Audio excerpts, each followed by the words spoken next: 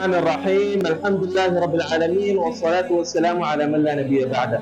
وبعد، اخوتي الابرار، اني اريد ان اطرح الاسئله على احباب غر الميامين، لكن مع وصيك تحفظ الفيديو وشاركه مع غيرك، فالدال على الخير كفاعله. وهي عما يتجاهل عنها طلاب الروضه.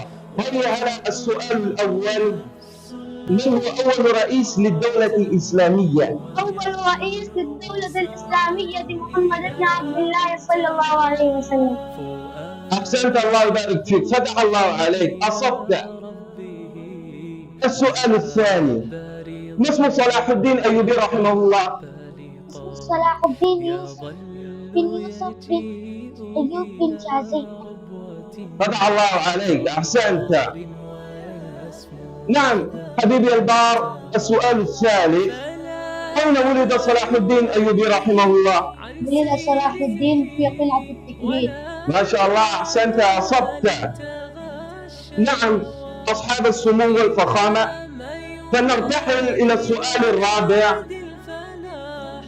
السؤال الرابع أخي العزيز: كم سنة يقف الناس يوم القيامة؟